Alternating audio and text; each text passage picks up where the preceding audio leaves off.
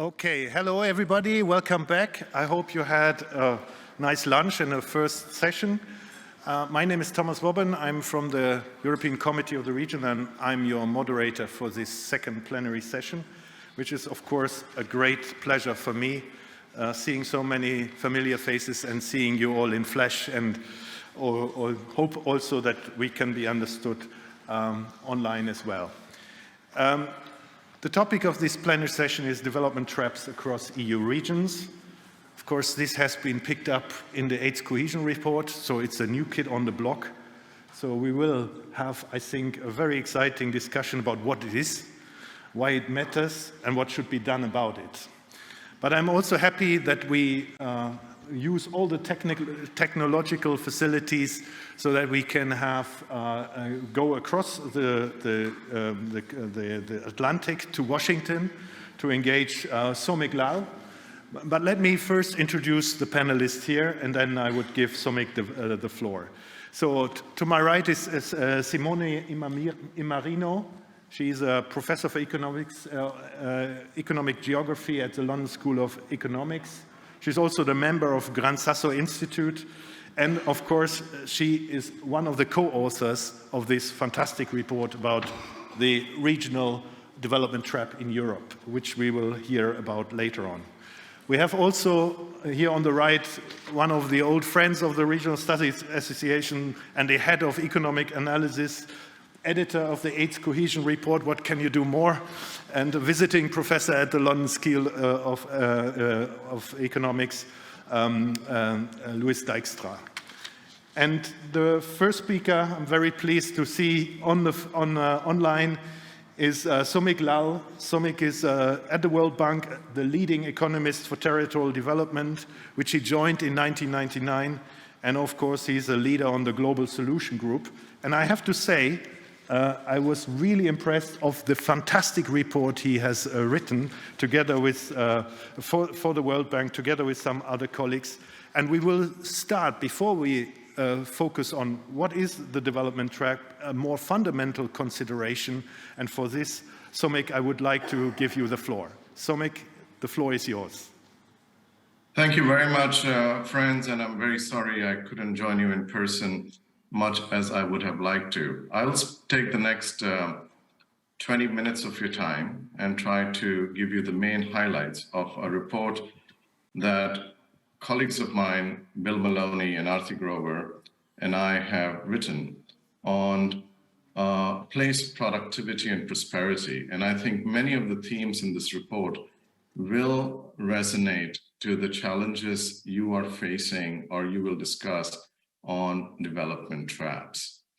I'm just trying to see how to, okay. So this report was motivated by much of our conversations with policymakers in emerging economies about lagging regions which were increasingly being left behind and had an outsized voice in national policy discourses and feeding into policy populist narratives. And here, what we were trying to do was to see how economic geography could be a critical lens through which we view growth and equity agendas. And in fact, countries are increasingly asking you at the European Commission, us at the World Bank, about strategies, about spatial policies that can help these lagging regions develop towards some sort of frontier. Another motivation for this report was that there were key knowledge gaps we believe that remained after we did the 2009 World Development Report in Economic Geography that was discussed at length at the European Commission and in Europe more broadly. And we wanted to bring in new findings on barriers to spatial equity and effective interventions, and also offer a framework for analyses of spatial policies. So before I get into the details of the report, let me give you the three main takeaways the way I see it. So the first takeaway is that structural transformation is really essential for spatial transformation. And there are often these passionate beliefs that spatial transformation is a means to an end to structural transformation. But the point we wanted to make, and we show in the data and the evidence, is that we need the broader processes of national structural transformation to get spatial transformation to work. And in fact, population agglomeration often appears in many developing countries without development-driven demand for spatial organization. The second point that I think will resonate with, Louis, your report, is that migration is less effective as a regional policy, as a lagging region policy, because in many of the developing economies we looked at, there are no dynamic cities to move to. So this is really a different perspective compared to what we had proposed in the World Development Report of 2009 on economic geography. Third here is that urban policy and spatial inequality policies must be embedded in policies that are fundamental for economy-wide structural transformation. The second main takeaway from this report is that the success of spatial hardware solutions, such as infrastructure, special economic zones, and new cities, it really depends on complementary software that includes entrepreneurial capital, human capital, and government capabilities. I know folks and colleagues who are from Croatia have been working on that for many years in trying to think about these entrepreneurial capital and government capabilities. The third point here is that place-based policies need a really structured accounting of the likely impacts and necessary complements. And we frame the debate that we really need good ex-ante appraisal that includes direct benefits, but also indirect impacts. And given that a lagging region challenge is multidimensional and it requires complementarities, government capabilities are binding on project design. And finally, at the end of the day, after the appraisal, if we find some regions will be less viable, we really need to think and advise policymakers to evaluate place-based policies versus other policies such as safety nets, fiscal transfers, and migration. So let me start by giving you some stylized facts. One of the key stylized facts we find in the report is that unlike a lot of published literature, there are low agglomeration gains and large spatial inequalities that characterize at least the poorest developing countries.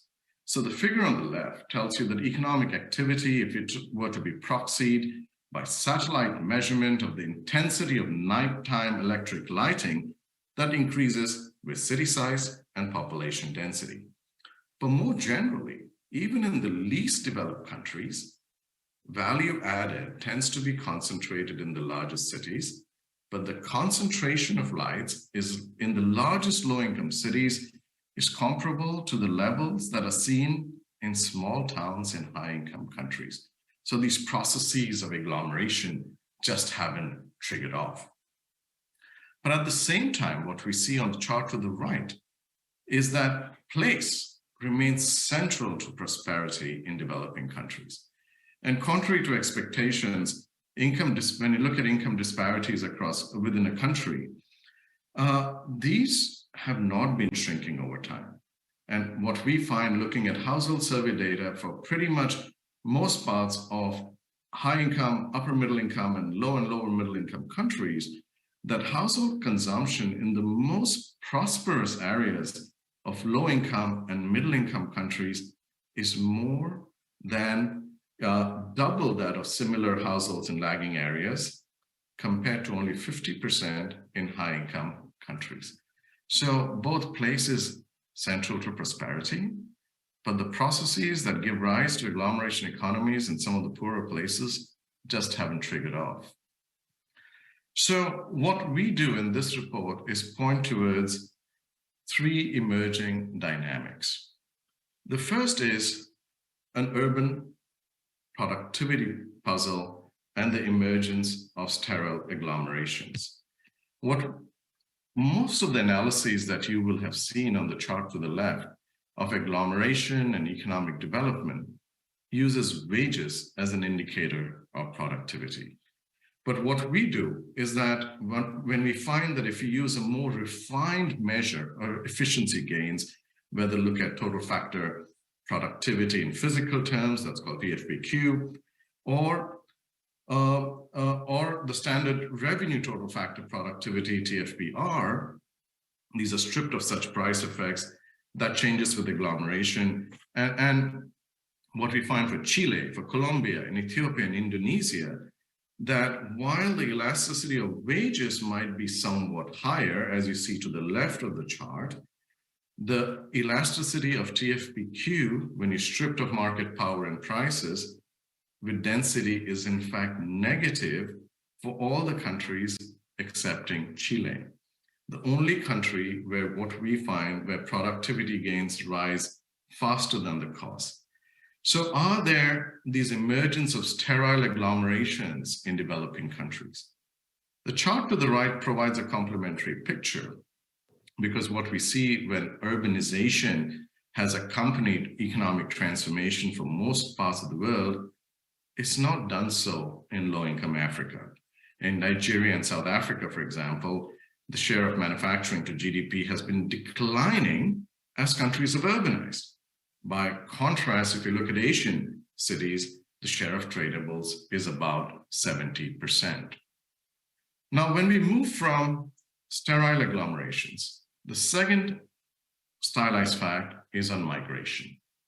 And what we do find is that migration is a really imperfect pathway out of poverty in lagging regions of low-income countries.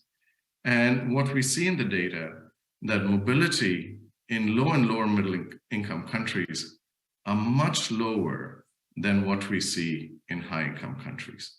And part of the dilemma here is that cities themselves are not generating agglomeration externalities, and the lack of broader structural transformation is impeding productive reallocation to urban areas from lagging regions. The third stylized fact, and I think we all need to understand that carefully, is that globalization is not decreasing spatial inequalities within countries.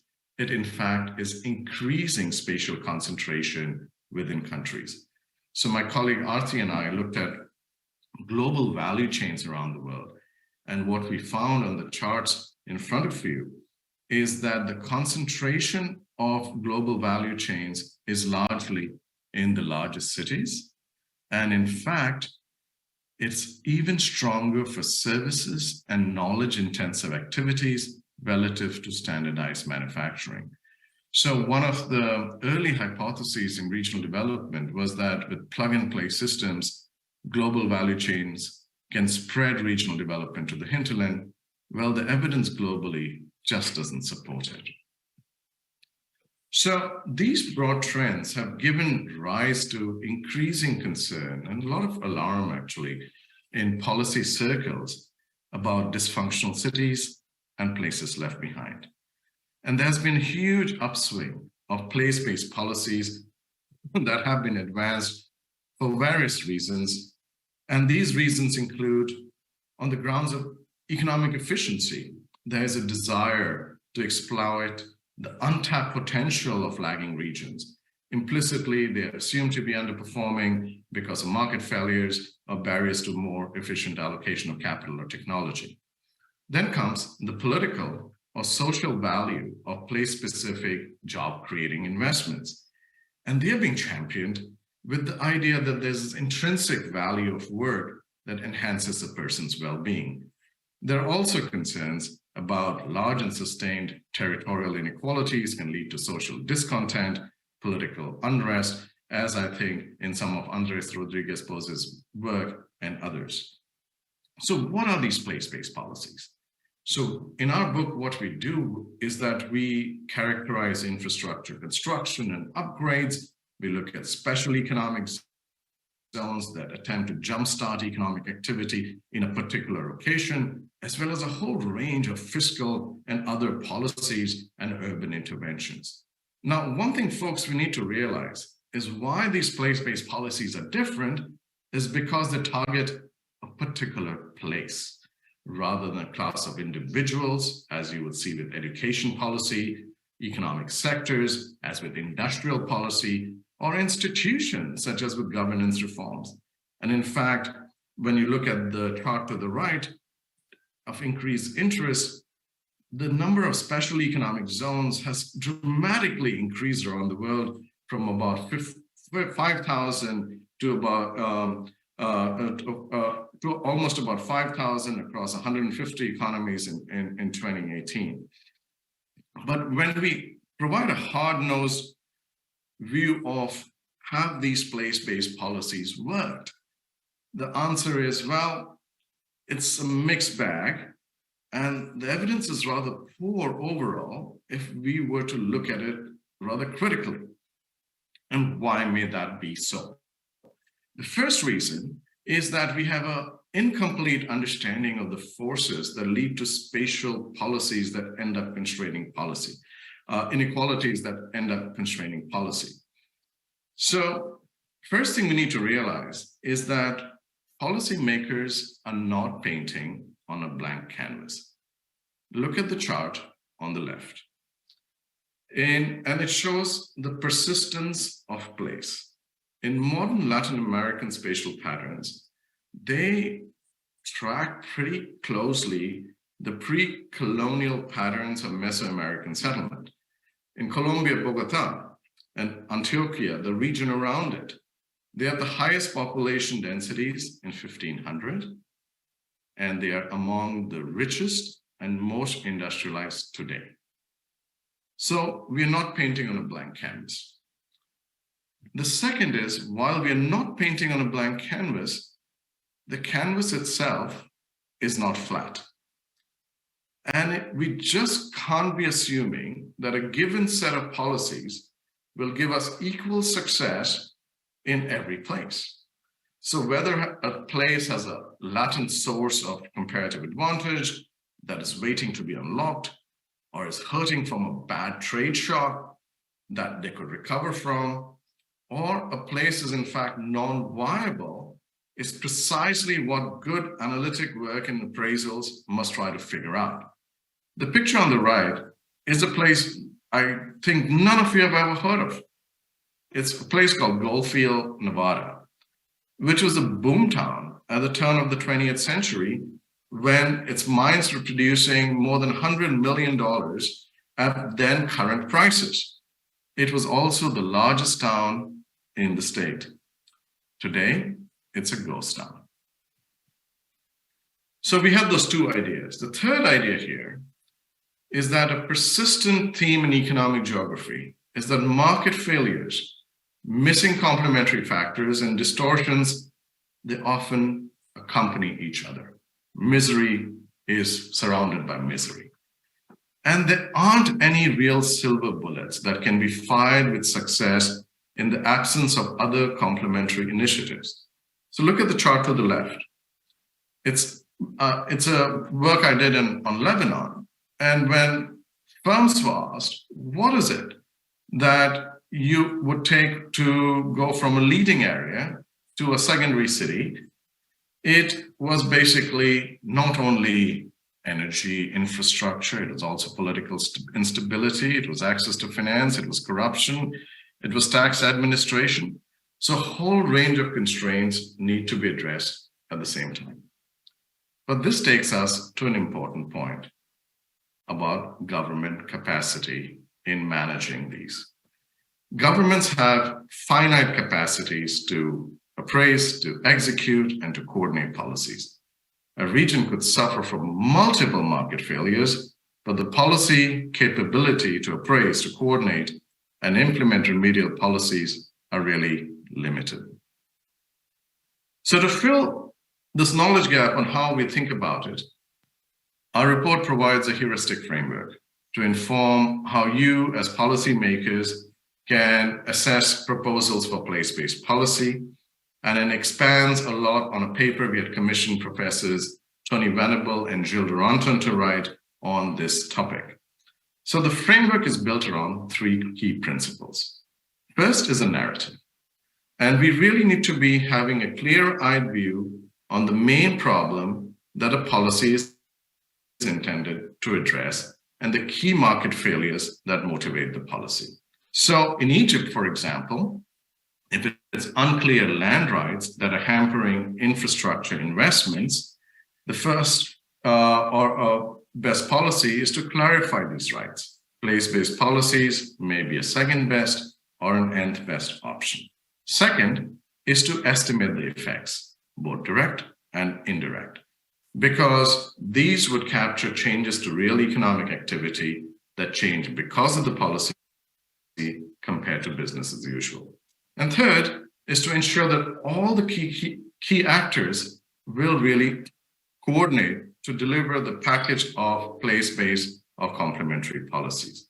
And these would include business environment, policy environment, as well as the natural characteristics of the place. And as these spatial policies are assessed, it also becomes important, colleagues, to look at displacement effects.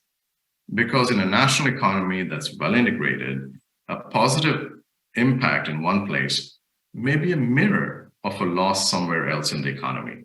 And a subsidy that simply relocates a planned investment from one area to another doesn't improve overall welfare. And in fact, in much of the policy work, the displacement effects have been the weakest to address. So this sort of framework has been quite useful for us at the World Bank. And it also showed us places where we were really hobbled. When Professors Duranton and Venables reviewed World Bank project documents, and they had a lot of discussions with World Bank staff. And what they found is that economic analysis does a very good cost benefit of direct impacts.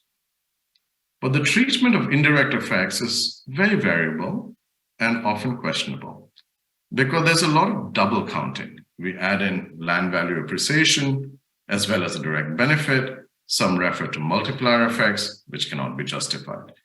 And so there was a broad agreement, at least in the World Bank, that the practice needs to be improved by employing a consistent analytic framework.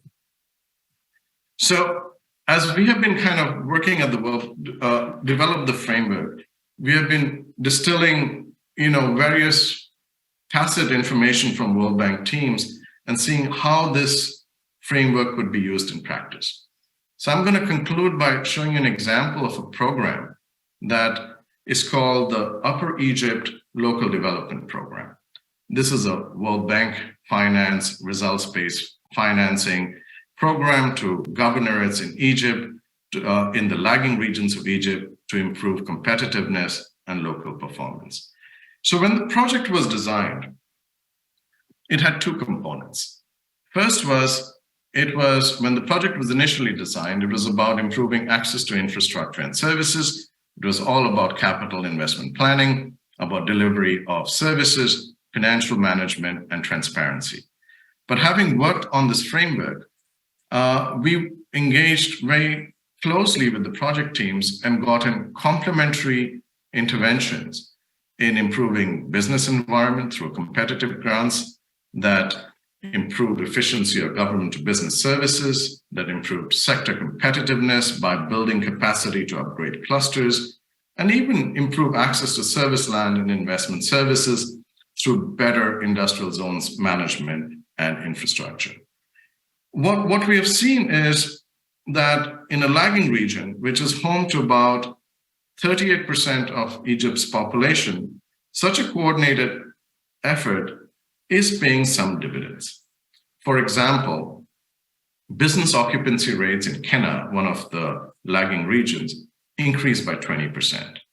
And we saw over 300 establishments had allocated land allocations, which we could see as a direct quantity benefit.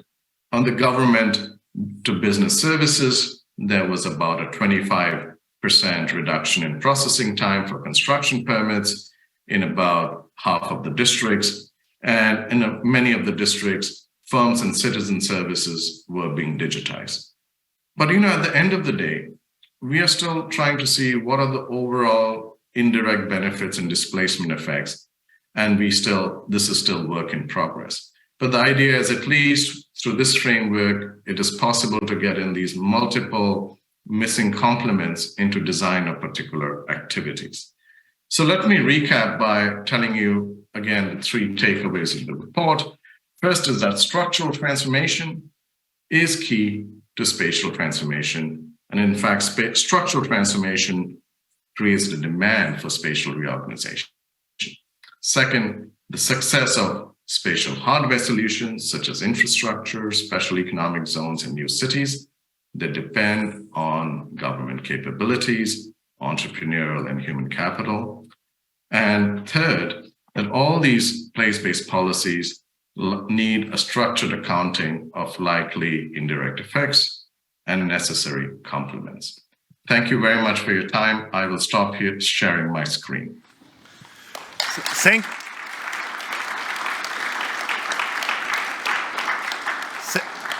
Thank you so much for this very fundamental overview and this food for thought for us. And I would now not immediately give the floor to Simona Marino, who is the co-author of this report, which on the development trap regions. And of course, now is the question: how do we relate what we just heard to the situation in Europe? What is it? Why does it matter? And what can be done about it? Simona, it's all yours. Thank you very much. I don't know if I need 2 microphones, actually. Yeah, maybe better. Okay, thank you very much. Here we are going to talk about a slightly different perspective, regional development trap in Europe. This is joint work is a team, Andreas Diemer, Andres Rodriguez-Posse, who is there, and Michael Storper.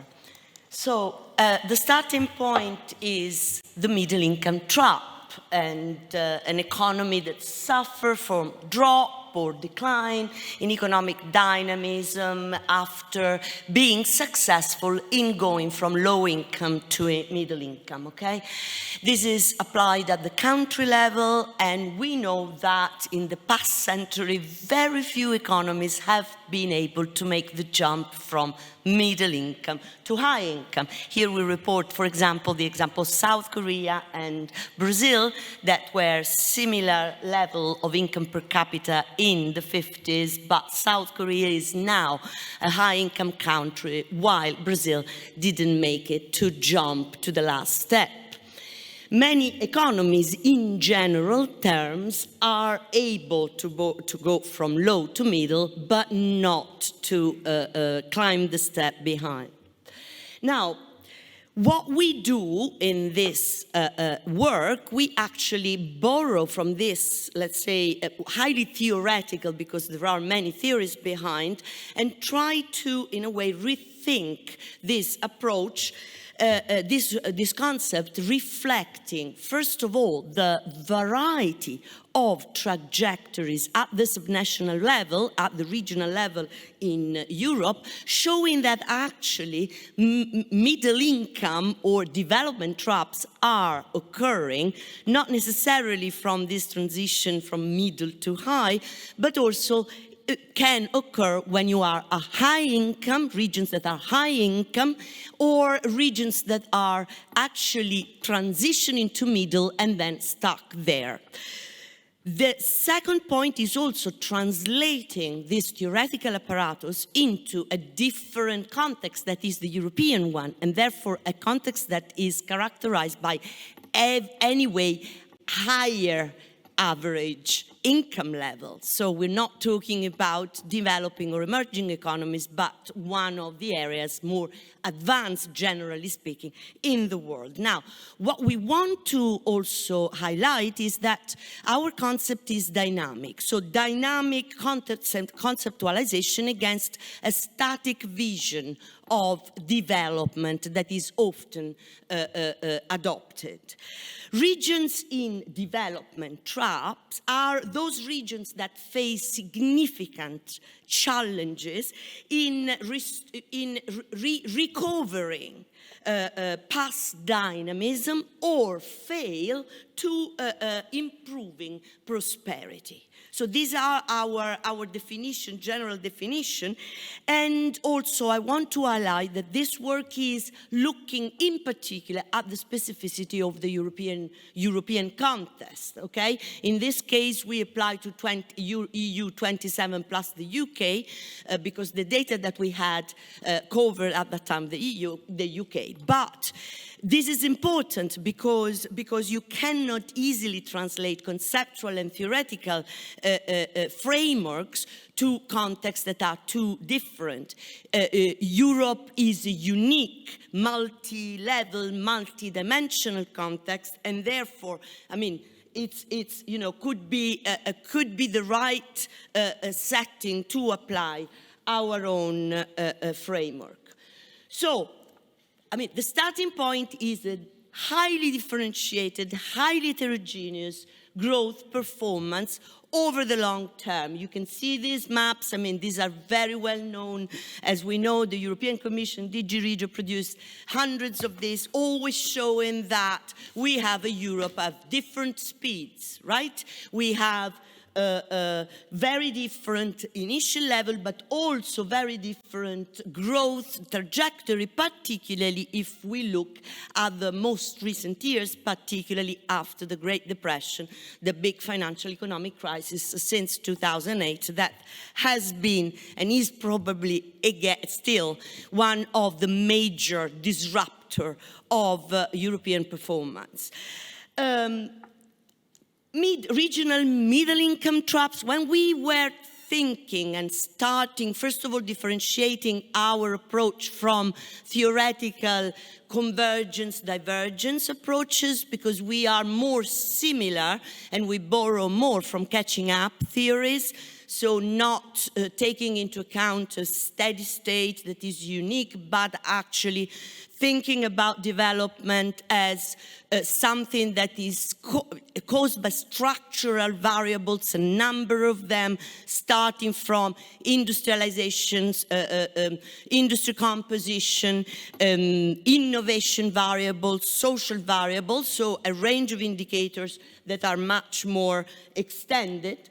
And you can see here, right, that when we were thinking about it, also based on the previous work that we did, the same team on development clubs in Europe, we realized that actually it's not only a problem of middle-income region being stuck with low or declining performance or stagnation.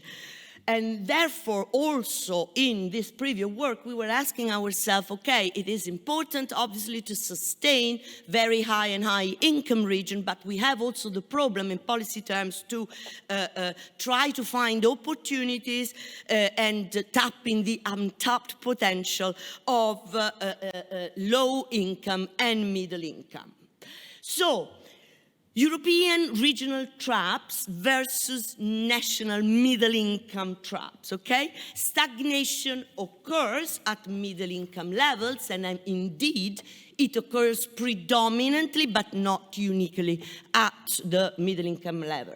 So we see heterogeneous growth trajectory across the European clubs or even sub-clubs of regions, from above. So if you were once a very successful manufacturing center or very successful economic performance and now you are in decline, there are several examples in Europe, but also in the US, for example.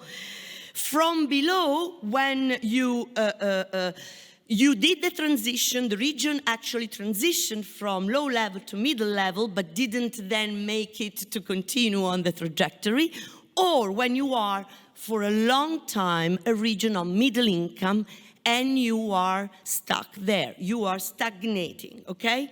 So we also consider that behind this regional trajectory so diversified, there are more complex and diverse set of determinants. And therefore is not only a matter of measuring these things in terms of GDP per capita or GDP or wealth, okay? Because the structural determinants are very different.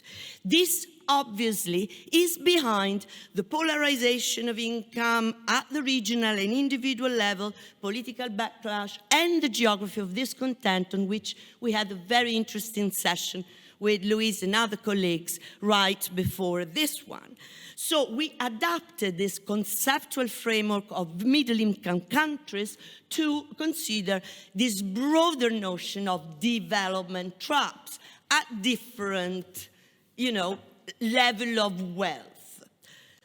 So the objective was precisely, and this is actually the objective of a research agenda, not particularly of one only paper. You can find the report on the European Commission website, but the paper, academic paper, has been published open access in Economic Geography in July. So we wanted to identify the regions that were trapped or at risk to be trapped, and provide a suitable definition in dynamic terms. We wanted to, develop an indicator, a simple indicator that is widely applicable, detect factors, also the determinants that prevents region to move on, and to establish this, generally speaking, economic, social, political risk of these development traps, okay? Providing some indication for policy. Obviously, this is a big research agenda that needs more efforts than only a work, right? So how did we identify the development trap? Now, I won't go into the technicalities of the index. It's not this the right place, and I don't have time, but we base our index on the three dimension of dynamism, okay? To take into account three variables that could give us more variation of the concept of being trapped, and could capture more different trajectories of these regions that approach and are stuck in stagnation. So welfare, so GDP per capita, productivity, labor productivity, so precisely gross value added per worker, and employment, in order to capture somehow the dynamics in the region between labor demand and supply. The regional performance, precisely because our concept is dynamics, is being looked at relative to three dimensions. The region compared to itself, okay? Previous 5 years, our study actually takes into account windows of 10 years, and so how the region is against itself. How the region is doing compared to the rest of the country, so other regions within the country, and how it is doing relative to the EU average. This is a way to sort of control from policy adopted at the national level, or shocks like, the Great Depression, that actually, are affecting everybody. And these three dimensions are combined in one index, okay? We have two alternative measures of this, a basic index that use dummies, basically saying, measuring whether a region is in a development trap or at risk or not. It's very simple, it's very intuitive, it's based on three dummies for each of these three indicators that I just mentioned, and is, simple, gives basically the performance, the relative performance of each region relative to these three benchmarks. And then we have different indicators, different in the sense that takes into account the degree, the extent of acceleration of these three variables, and deviation relative to the country and to the EU average is more nuanced. I have to say that these two are qualitatively comparable. The DT2 is actually provide a more detailed, nuanced description, but is also much more sensitive to outliers, which are quite a lot, looking at NUTS2 regions, and is less intuitive. So our preferred mission is actually DT1, Development Trap 1, and an important thing to actually highlights is that we are agnostic about previous performance level, in the sense that we do not condition on region past performance, or we capture precisely poorly performant regions at any level of income, and therefore different growth or lack of growth trajectories. So this is an example of DT1 and DT2. This is calculated as an average of 2015. You can see more or less, except a few exceptions, that DTI1 and DTI2 are mostly consistent. Generally speaking, obviously, you can change the timing and therefore the initial level of reference, but the greatest risk, as you can see, are mostly in French region, in my own country, Italy, and we have been talking about Italy a lot in terms of discontent, in terms of development trap. I mean, we are, as usual, distinguishing ourselves, which is in the north, but also in the south, Greek regions, old industrial regions in the UK, for example, the Midlands, right? I mean, really once very important center of production activities, and nowadays stuck in a long-term decline. It is generally lower in Germany and in Central and Eastern European regions, okay? This is the average, however, right? It cannot reflect present risks of development trap, and therefore our measure, the beauty in a way of our measure is precisely that they are available at the yearly basis, so allowing to capture trends and changes. This has been also adopted in the last 8th report on territorial cohesion by the European Commission. This is just, I wanted to show you that this is the average scores. These are only the top quantile, 2 quantiles, the average scores for 2001-2015, so a more recent timing. And you can see the darker regions, basically, the darker color are those stuck in the above the 70 percentile, and so they are stuck in development trap, while the lighter colors are those that are between the 50th and 70th percentile, so at high risk. The blue ones are obviously high income, yellow middle income, and red poor, low income, okay? So is the cross two-dimensional charts, and you can see again that mostly the 2 indicators are consistent. Now, this is a diagnostic for the region at the present state, not looking at the future. So we are not providing magic wands, but to just mention some characteristics that are in development trap regions. Again, these are conditional average by DT1, only the first index, categories, and income group levels, okay? And what we can see here, again, the blue, yellow, and red are high, very high income, middle income, and low income, that are consistent with the European Commission definition, so are translatable into policy quite easily.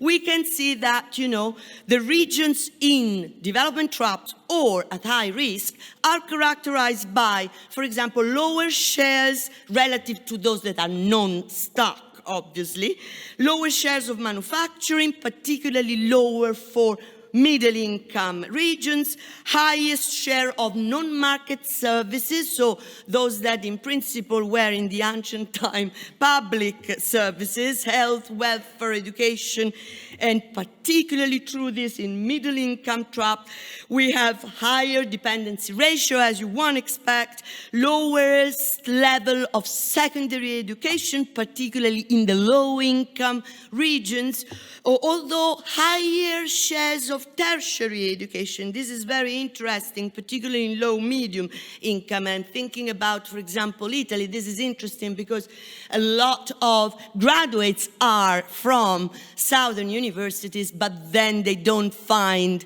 you know, allocation in the labor market in the south, and so that can actually create this. Then innovation indicators are more related to levels of income, and quality of government is inversely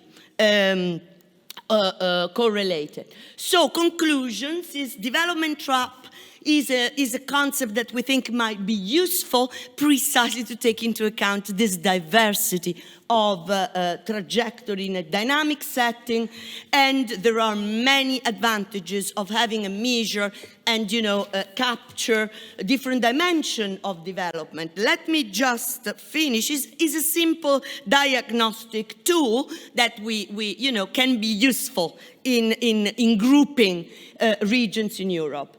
So I want just to mention in my last slides some broad implication. So this can be actually a very good basis for policy thinking versus is dynamic versus the photograph of a place in a state. The development trap can take place at all income levels, high income, low income, and obviously middle income.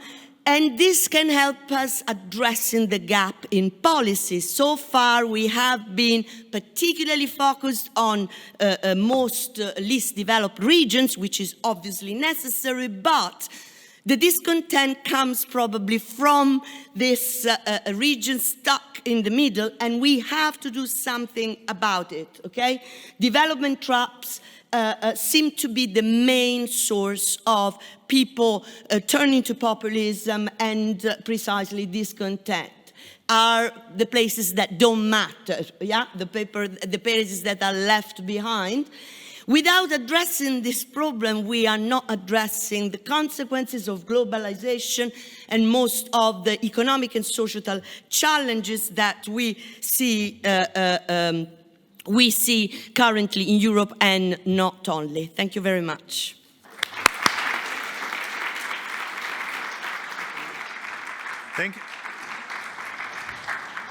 Thank you, Simona. I think this was very clear, and I want now to pass on to Luis Dijkstra. Luis, you put this in the cohesion report, and I know that the Commission never does anything by accident. I have also the feeling that it captures very much also the situation of what we, in the very old time, we call the Objective 2 issue, the transition issue, and so forth. So, taking into account what you heard from the World Bank about the persistence of and the long-term duration of the challenge we have, and taking into our most recent research from the London School, what are the policy conclusions for Europe and for the European Union? Luis, you have the floor. Thank you, Thomas. It's a hard act to follow. I'm very happy to be here and appreciate the presentation by Simona and Shomek. I'll try and give you a couple of the thoughts that went into responding to these reports. And we launched the World Bank report at the European Commission. We're very happy to do that, and I was also closely involved in the work with Andres and Simona. So I'm guilty of at least some association with both reports. So wanted to go back a little bit and look, and so what are the causes that we see of low development, and what can we do about them? In a way, it's like just summarizing a little bit our thinking, because I think development traps are different in the sense that they don't necessarily are caused by a single issue. And I'll talk, this is just a little overview, but I'll give you some examples from the cohesion report as well. So Shomek talked about structural transformation and really trying to move activities into sectors with higher productivity, higher value added. And I think that is indeed a key issue and also still very important for Europe. Accessibility, I noticed that now, in contrast to the WDR of 2009, transport policy infrastructure is now considered a place-based policy, no longer spatially blind. I think that's right, always should have been there. Thinking about capital stock, of course, this is very important. We saw it also in the presentations on total factor productivity. Urbanization. Now, this one is a bit tricky, and I want to get back to that, because overall what we notice is definitely in the EU is that urbanization is changing very, very slowly. So I don't think we need to overemphasize what we'll get from there. Low levels of education definitely can be an obstacle, but just, in boosting the supply is not enough. You definitely also need to work on the demand for higher education and training. Now, and the development traps, I'll get back to that at the end, are more complicated to tackle than these kind of individual challenges. Now, this is a complicated table, and I apologize, but I quite like it because it provides you a lot of information. If you look at the top line here, it shows you the share of employment and GVA in agriculture. And if you look at our less developed regions in the Union, you see that they still have more than double the EU average employment in agriculture. In some of these regions, it even reaches up to 30% of employment in agriculture. All realistic scenarios of what's going to happen there is we expect over time that to drop to 3%. Basically, by scaling up, by industrializing, by modernizing this sector, we expect a substantial reduction of employment there. And you can see that if you look at the red bars below, you can see rapid reductions in that employment in agriculture. So what you see here is what you would expect. The most rapid reductions in agricultural employment are happening in the regions with the highest share. So this is structural transformation at work. Hooray. Some people are a bit intimidated because, of course, it means not only just changing sector, but also structural transformation can have spatial consequences. People leaving agriculture, taking a job in industry and service may also do that elsewhere. But long story short here, structural transformation is still an incredibly important factor also for less developed regions in the EU. Transport performance. I'm not part of the asphalt lobby. On the contrary, I'm always quite skeptical about the need of another highway. But having said that, especially after enlargement, we definitely have regions, cities in Eastern EU which are not very well connected. And I'm convinced that connecting them to the trans-European networks for transport would help and do so. And here on the maps, you can see the dark colors in blue, regions with very good road performance, and then in red, regions with very good rail performance. We will never be able to reach the same level of performance everywhere, but we can definitely see that cities and even rural areas in Central and Eastern Europe have a substantially lower performance, both for road and rail. So I do think improving that would help their capacity to grow in the medium term. When it comes to agglomeration economies, here it gets a bit more complicated. And again, a complicated set of slides, but I want to talk about two things. First, I want to talk about economics on the left. And you can see, we look at the capital metropolitan region, other metropolitan regions, and non-metro regions. If you start from the bottom here, you can see that in Eastern EU, highest growth in the capital, lowest growth in the non-metro, other metro in between. And this is clearly true for GDP per capita and also for employment creation. So there, a clear pattern. Southern EU, much lower growth rates over these almost 2 decades, but the same pattern. Capital highest, non-metro lowest, other metro in between. But when we look at Northwestern Europe, this includes France, Germany, the Nordics, the Benelux, we don't see the same pattern. Capital metros grow slightly above average. Other metros grow more slowly than non-metro regions. On average, metro regions and non-metro regions grow at the same rate in Northwestern EU. So it kind of highlights that, yes, there can be a growth advantage to being a metropolitan region, but right now, that advantage is only obvious in Eastern and Southern EU and no longer present in Northwestern EU. And this is a period of almost 2 decades, right? So there you can see that from a growth perspective in Northwestern Europe, we cannot really talk about a substantial agglomeration effect in terms of growth. Also, we talked about subnational disparities, and Shomek emphasized that they were smaller in more developed countries and high-income countries. And as a result, I would actually expect, and you also see that when we look at, say, income differences by degree of urbanization, over time, the gaps shrink. Income differences by degree of urbanization in Eastern Europe are much higher than they are in Northwestern Europe. And so the only way to achieve that is higher growth in rural areas. That's how you reduce that gap than in cities. So my expectation is, yes, right now we're seeing higher growth in capital metro regions and other metro regions, but over time we will see a catch-up and actually a reversal of that situation with higher growth in non-metro regions to end up in a situation similar to Northwestern Europe where the income differences are much smaller.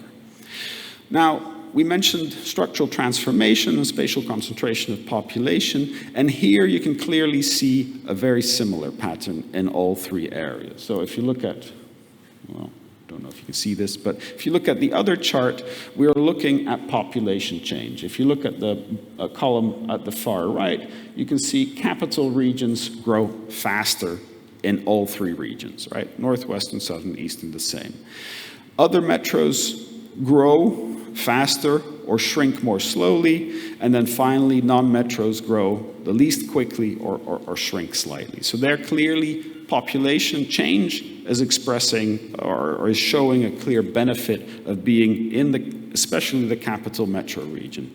And this is surprising in the sense that it's not necessarily purely a result of net migration, but it's especially a result of natural population change. You can see very high growth rates in the capital metro regions in Northwestern, but also in Southern and Eastern EU, you see a preference for natural change in the capital metro. Net migration plays a role, especially in the east, but if you look at northwest and southern, net migration differences between non-metro and the other ones are not so strong. Long, complicated story, but just to try and tell you, there is some evidence of net migration towards metro regions, but it's not very strong, and it won't dramatically alter urbanization over time. Now, I've talked a lot about demography, and I still am talking a lot about demography, and I wanted to give you one little snapshot. We have an aging baby boom. The generation 30 to 60 is much larger than 0 to 30. Even larger than all the people born outside the EU in the Union today. So inevitably, we're not going to have migration from outside the EU sufficiently large to overcome that gap, that age gap. So as a result, we're going to shrink. Slowly, not dramatically, but more and more people are going to live in a shrinking region. So this is something, say a new reality we need to get used to and not try and fight pointlessly. And this has the following consequences. We'll see more and more people living in a region that is experiencing slow, most cases, population reductions. These are some projections from Eurostat for the next couple of decades. In red, you can see the regions losing population. If you look over time, this is 30 to 40, and this is 40 to 50. You see an increasing amount of red. So more places are going to see that reduction. And now, we're going to see a little bit of urbanization due to that, because you can see that the cities tend to be blue. But the strange thing is, it's going to be urbanization because the rural population is shrinking, not because the cities are necessarily getting bigger. So usually we assume urbanization means urban growth, means bigger cities, means bigger agglomeration economies, means more productivity. Here, we're just going to have less people in rural areas, and the cities might just only be able to hold their population constant. So that has a different implications for the economic consequences there. Now, this one is a very important point I'd like to make, and it's about something we've talked about earlier: scale, geographic scale. Shomek gave a nice example of a small mining town in Nevada that became a ghost town. I'm convinced we will experience some of that in Europe too. If you go through the countryside in Europe, you can see small hamlets, small villages that used to be inhabited in the distant past. We're going to get some small reductions in population, in some countries maybe even rapid, and as a result, we will also see some of those settlements disappear. But we're not talking about an entire city disappearing. We're not talking about an entire region disappearing. The fact that we can't maintain population in all villages is not the same as the fact that we cannot maintain population in all regions. We can't empty out large lagging regions. They will be there, people will live there, and we need to consider what kind of future we give them. So I think migration as a solution to lagging regions is unrealistic. Some villages may become non-viable, as the World Bank said, but every single region in the Union will remain viable and will continue to exist in the future. So, trying to wrap up, development trap, excellent work by the team, many thanks. We tried to update that big report by adding more years. We looked at the same issues at the 3 geographic scales, and we looked at the years from, say, 2000 to 2018. Here you can see all the regions, including the high-income ones, and the dark color ones are the ones that have been trapped for the longest time. Just wanted to talk you through this graph here. We looked by level of income in 2000 at a number of characteristics, and we see that the trapped regions have less GVA in industry, have lower levels of R&D expenditure, lower levels of education, and lower levels of institutional quality. So clearly, these are factors that are contributing to the fact that they're trapped. And I want to emphasize that if we look at these 3 categories you see here, the likelihood of being trapped peaks between 75% and 100% of EU GDP per capita. Below 75%, it's very rare for somebody to live in a trapped region. These places are so poor, have so much benefits from cohesion policy, from being part of the single market, that they can really catch up quite easily. But in that middle category, it's much harder. And one of the reasons it's harder, that fixing one aspect is not going to change it. It's not just by improving education or not just by investing in innovation that you'll actually make a difference. You need to address all of these things at the same time. And that's much harder than just improving transport infrastructure or improving some basic aspects of your regional economy. So because you need to address these issues at the same time, it really requires a very high level of capacity of the administration to really drive those policies through. So, wrapping up, causes of low development really vary tremendously from region to region, and we don't need to come with a one-size-fits-all approach. The impact of migration on urbanization, I think, is relatively small. Also at the global level, that's often been overemphasized, and I don't think migration in and of itself will have a substantial impact on why subnational disparities are lower in high-income countries and more developed regions. So there are other aspects that help to drive that, and I actually think convergence of rural regions and less developed regions will help to that. Improving accessibility can promote economies of scale, but there is a limit to what you can do. Accessibility is useful up to a point, but beyond that, I don't think it will deliver a lot of additional benefits. What I tried to say on the third bullet point may be a bit unclear. You can improve accessibility, and it will help firms to reach higher economies of scale, but that firm might not necessarily choose to be located in the less developed region. So overall, your country might become more productive, but that production might not necessarily take place in the region that is less developed. So transport can play a role, won't necessarily always benefit the less developed regions, but there's a maximum beyond which you really get decreasing returns to scale, or even starting to have costs. So I wouldn't emphasize that. And for the development-trapped regions, this is clearly an important vein of research that we've just kicked off. I think there's still a lot of questions to be answered there, but they require, to our interpretations, coordinated action on multiple fronts to really overcome these combination of obstacles to higher growth. Thank you very much.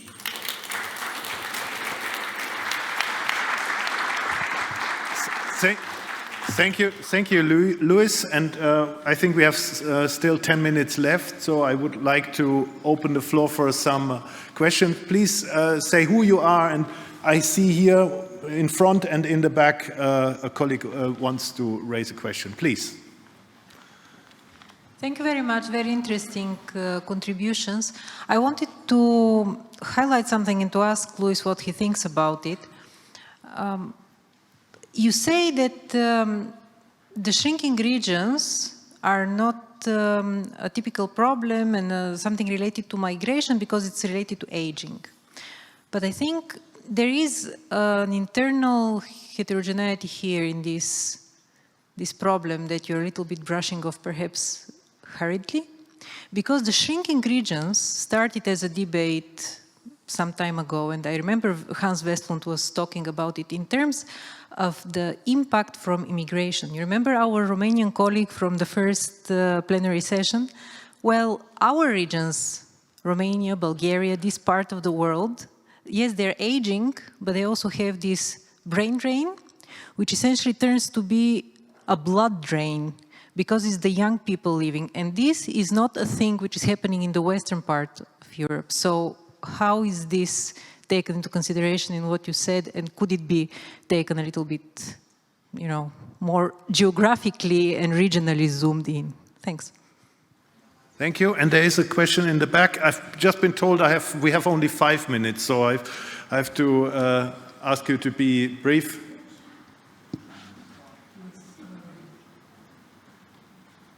Yes, we can hear you.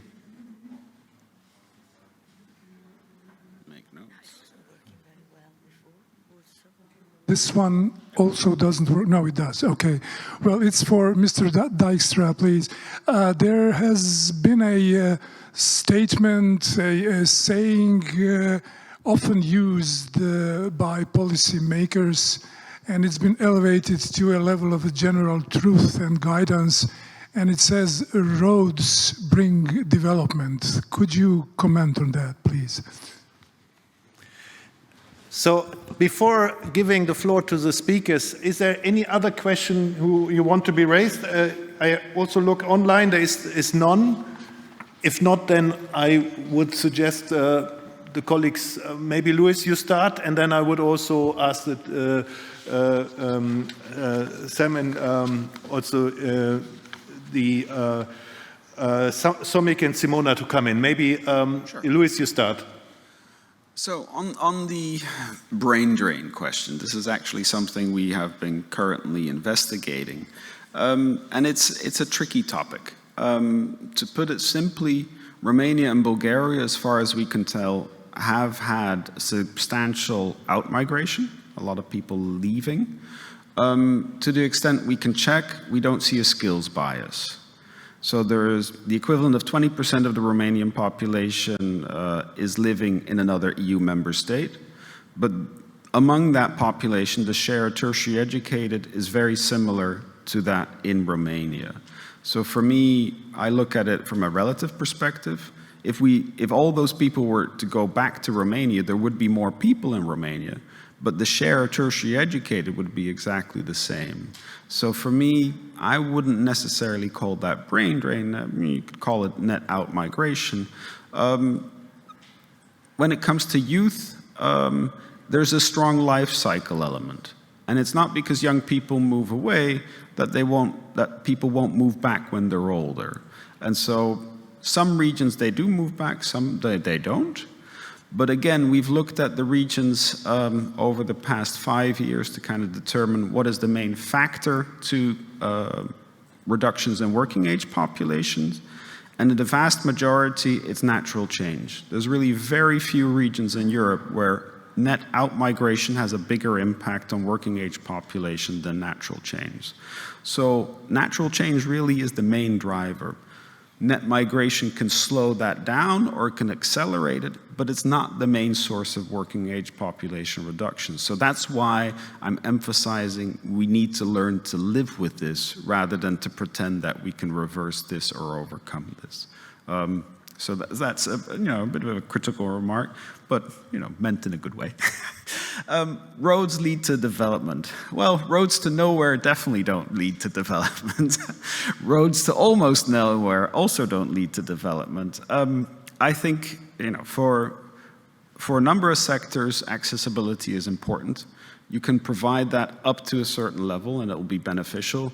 If you continue to invest in transport infrastructure, it's just going to cost a lot of money and cost a lot to maintain. So I think at a certain point it becomes counterproductive and you should avoid at all costs to overinvest in road infrastructure because it is a very expensive project, expensive to maintain. If you see that your highway is largely empty, then it probably wasn't a good idea. That's a bit of a brutal summary, but I think in the past we tended to overinvest in asphalt and overestimated the benefits that it would have. And what I was trying to say in my summary is it's not because you create a road that the benefits of that road would necessarily end up at one, in the poorest place that you're connecting. It might just mean that the companies in the rich place provide all the goods and services that are needed in that place. Thank you, Luis. I would like to turn back to Somek and then afterwards at Simona to give a concluding remark. Somek, how do you see what you've heard about the development trap from the perspective of the World Bank? Thanks so much, and I really appreciate the presentations that Simona and Luis gave. I have three thoughts on this debate about development traps. First, there's a very positive thing about the European Union. It is the only part of the world that has built an inclusive convergence machine. So if you were to look at the new member states in 1990, they were all low middle income countries. Today, they are well into high incomes. So there has been something about common markets, common institutions, about providing the basic goods and services that has triggered them into high incomes. The second challenge it may be that some regions in the European Union are not seeing the growth dividends as much compared to the people who are on the frontier.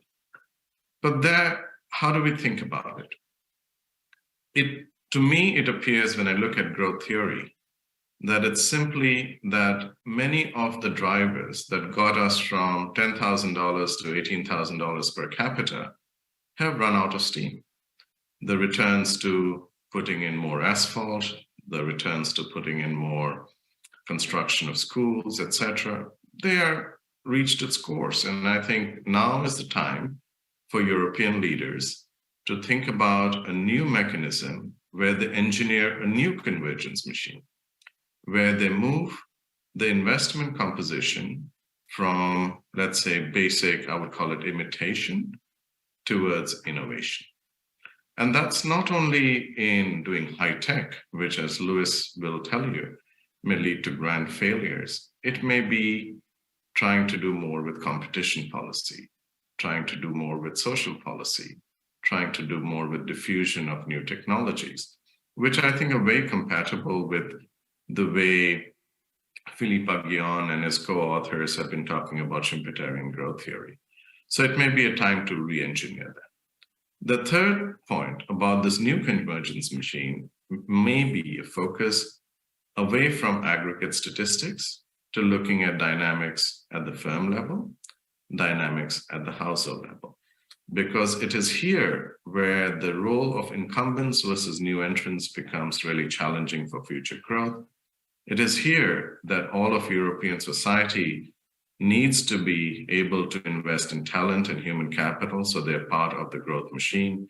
And I think those are the shifts for almost the European model 2.0 that leads to convergence within, not only across member countries. So I'll stop here and thank you. Thank you, Somek. And now, Simona. What should I use here? Yeah, this one, it's okay. It works, Yes. Right.